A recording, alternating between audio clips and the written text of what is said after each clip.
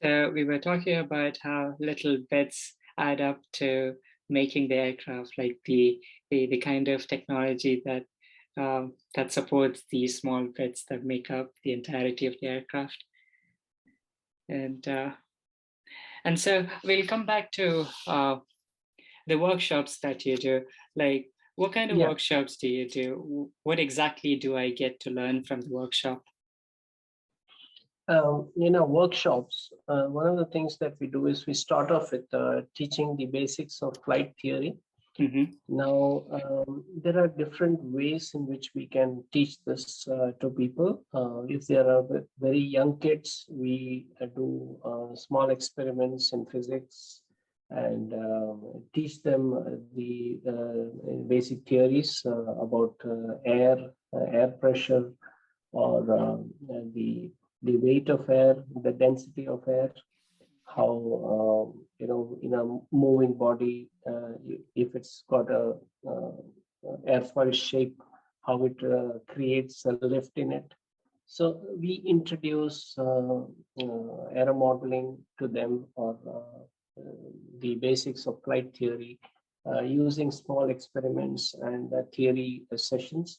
Mm-hmm. And once they are sort of cleared about their confusions, the kind of questions they have, we answer them and prepare them to build the aircraft the way a proper aircraft should be built. We teach them the use of various tools and how those tools are useful in cutting the materials used for building the aircraft. Basically, we to begin with, we always introduce balsa wood. Mm-hmm. to teach children to build aircraft. So this wood is very soft and light, and you can cut or sand this using simple tools like a pen knife or hobby knife. So And can people from any age attend your classes? Like, what's your target audience like? We prefer children who are, say, 8 and above, but we've also had sessions where younger kids who are very excited about airplanes. We can't say no to them, and they come and say, of course, they find it difficult to do certain practical things. We help them out. And also to understand also, we can't teach them heavy stuff. So we use simple experiments and just to make them understand how to balance simple things like balancing a small airplane. We can't go very deep into it, but we teach them everything. And that's according to the kind of student he or she is, their age and the background. We build them up from teaching them the basic theories to the complicated ones. And then we introduce the practical session wherein they can, we give them a kit, as I shared with you earlier, the kind of workshop you attended on similar lines, where we give them glider parts and the drawing of a glider. We show them how the glider is to be assembled. Sometimes we need to do some changes on the surface of the material. It might be sanding it or cutting the edges or making it streamlined. Those instructions we give them, we teach them how to do that. And then once it's done, how to assemble it and go out and fly the glider and see how it flies. So it's a very practical, yes, very practical session. And one of the things we often tell, our golden rule is, the one who is the slowest is the best. Because we find very, very skilled people, especially children, because of the hurry. You know how children are when they sit together, they want to be the first in the class. That's how our education system molds them. So sometimes children rush through the entire process and they mess up some critical joints, the angle or at which the wing should be attached to the fuselage, or something very critical. They make a mess of it, and then they can't fly the glider, or the glider, if it flies, it doesn't fly properly. Mm. So we always tell children, this is one session, the workshop practical session, where you can do really well if you are the slowest. Mhm. Go really slow. It's like the So principle of delayed gratification. You need to take your own yes, time to make sure that yes, all the items fit correctly. Otherwise, at the exactly, end of the line, you wouldn't be able to get a aircraft that actually works. exactly. So those are the ways in which we get children and even elders. Even if once I remember one elderly man, not elderly man, so somewhere around our age, a young man. He came with his son. So the father and son sat together and they did the workshop. Mm. So for everyone, it's the same process. Um, the older people are, the more scientific they are, Mhm. easier for us because we don't have to do a lot of explanations. At the same time, we can go really deep into it Mhm. and It's and exhaustive share at the same more. time.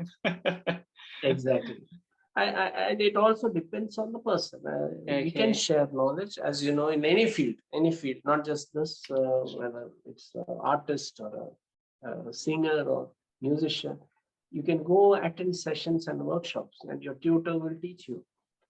But then, if you're really keen on it, you can make the most out of it. And we Yeah, learned it true. in a beautiful way when in one particular workshop. It was one of the shortest workshops we did. I think we spent only a day on it. Usually our workshops are 2 days long. Mm. And this was a workshop for just a day.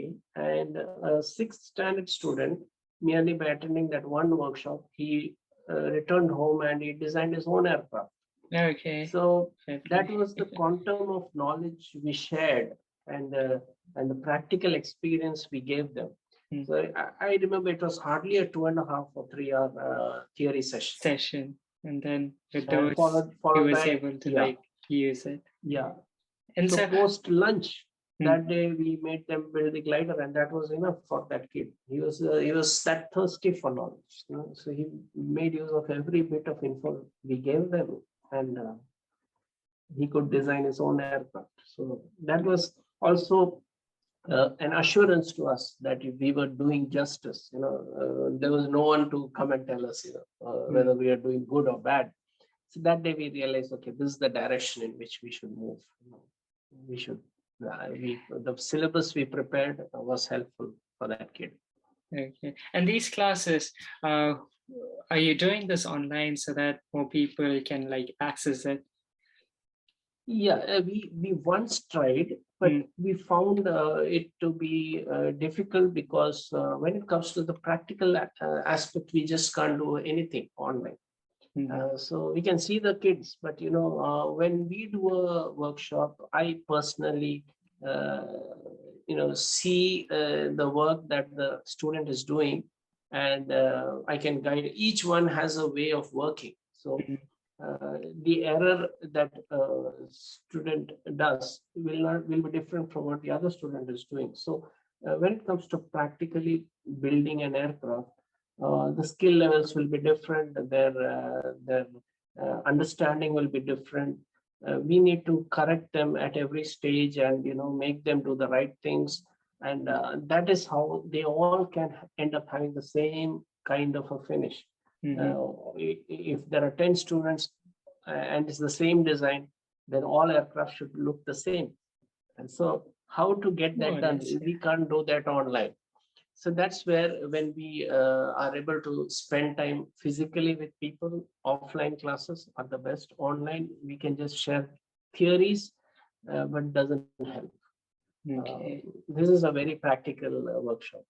So if It has to be someone's offline.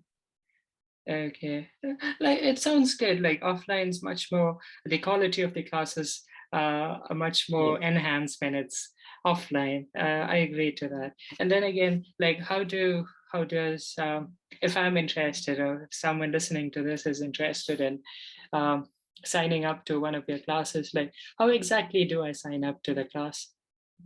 and the workshops? We haven't used a website to sign up anyone. We often, we also limit the number of students because going beyond a certain number, it's difficult for us to handle. So we don't get a large crowd coming in. So usually at the most we have 18 students, which is manageable because it's a practical session. Each one needs to be given, a time to consult and go back and do the aircraft assembly. So for that kind of a crowd, we would never do large marketing, the kind where everyone can get to participate in it. We do say online sharing of information through Facebook or some other media. Mostly word of mouth is how people get to know about it. So when they do want to sign up, they call us up or email us, and or through WhatsApp, and they get in touch with us, and that's how we enroll them. Okay, so for those listening to this podcast, I'll link the phone number and the email addresses so that you can do further inquiries. You can directly contact Mr. Sheen and his team. And well, we'll talk about one last thing. We'll talk about the projects that you do. Are there any exciting projects you've been doing lately? Like the boat project is something interesting. Other than that, have you been doing anything? Yes, around 2 years, not two, around 3 years back, we were approached by the Indian Navy to help their Naval Institute of Aeronautic Technology to design and develop a propeller test bench. And that was something no one ever approached us to do for them. So it was something new for me also, and I never thought about that particular product, but it's a very important thing as far as designing aircraft is concerned. I never thought propeller designing or propeller testing would be something I would want to do. So I never looked into it. There are many companies doing it. We need a propeller. We buy a propeller from them, and all specifications are there in the data sheet, and we just go by that and we use the propeller. That's how we've been dealing with propellers. So when the Indian Navy approached us saying we would want to have a test bench for propellers, so then I had to think about it, and that was a very exciting project, and it was very successful. In fact, the readings I got from the device I had designed and built for the Indian Navy, they had tested the same equipment in another university, which had a huge wind tunnel, very state-of-the-art wind facility, facility, and the results I got here in my office is the same results they got there in that lab. So that gave me a lot of joy. And in connection with that, later on, again, the Indian Navy last year, they had approached for the test section of a wind tunnel, and we designed and built it for them, and that again was a great success. So these are projects that that always make me think, as I shared earlier, to innovate or design and create from scratch. That really makes us excited, and we love doing that. Yeah, it's the right mix of things. It's like you're at the edge of creating something based on what you already know. So it's like you need to test your existing knowledge. So it's something like that develops into a new knowledge. So that's something interesting. New knowledge and also a new product. So now I'm very seriously thinking of both those things: the propeller test bench and a wind tunnel to be made as a product to launch into the Indian market. So very soon we'll be working on that also. Yeah, more power to you for that.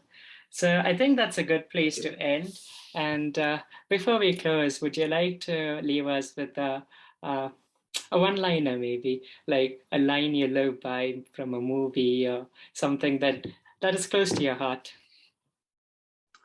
Uh, Somewhere when I look at my life, it was not just about me and my work, but the hand of God to be very prominent in everything that has happened in my life.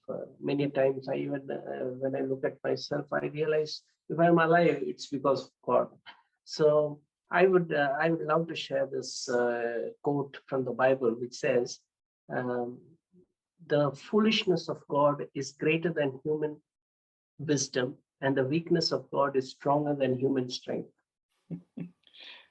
Yeah, true So that. Like all there God, is. yeah, God in his foolishness and in his weakness is mightier than us, and we need to humble ourselves and just stand under him. And his foolishness is enough for us.